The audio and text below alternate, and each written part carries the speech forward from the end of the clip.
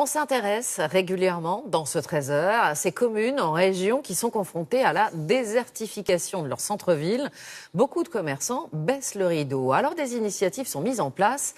Une fédération notamment qui réunit des élus, des banques, des assureurs propose à des particuliers de reprendre des boutiques à l'essai avec à la clé des conseils et des avantages financiers. Vous allez le voir, ça marche plutôt bien. Reportage à Noyon dans l'Oise. Luc Bazizin, Régis Maté. Noyon, petite ville de l'Oise, compte 14 000 habitants. Dans la rue commerçante, certaines devantures restent désespérément vides, faute de repreneurs. Mais un magasin fait exception. Sur la vitrine, il est proposé de devenir commerçant à l'essai pendant 6 mois. Isabelle Termisien vient juste de récupérer les clés de ce local qu'elle rafraîchit. On s'est baladé dans les rues de Noyon.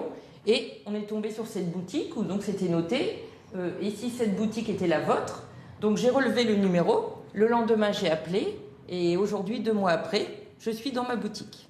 Secrétaire médicale pendant 15 ans, elle a décidé de franchir le pas et d'ouvrir une maroquinerie.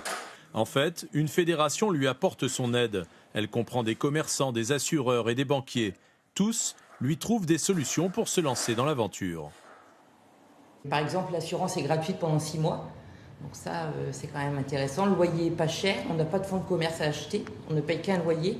Donc en plus, c'est un bail de 6 mois. Donc si au bout des 6 mois, ça ne marchait pas, ce qui n'arrivera pas, eh ben, on risque rien.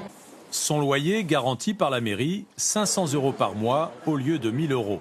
Sa candidature a été examinée sur des critères objectifs par les professionnels bénévoles de la fédération, comme devant un jury.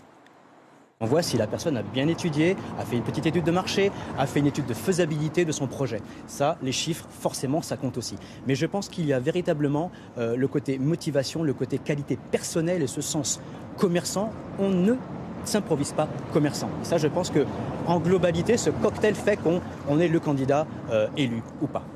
Ici, comme dans de nombreuses agglomérations en France, on assiste à une désertification du centre-ville au profit des grands centres commerciaux.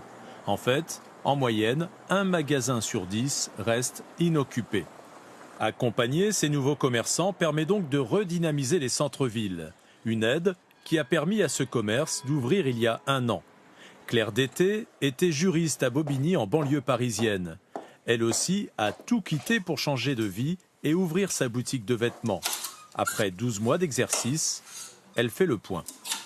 Ça marche bien, ça marche très très bien, je suis très heureuse. Aujourd'hui ça fait 1 an, la boutique fonctionne bien, j'arrive à avoir une clientèle assez fidèle. J'ai commencé avec 5-6 marques, aujourd'hui j'en ai plus d'une dizaine. Donc je me développe, j'écoute ma clientèle et j'essaie de m'adapter à eux.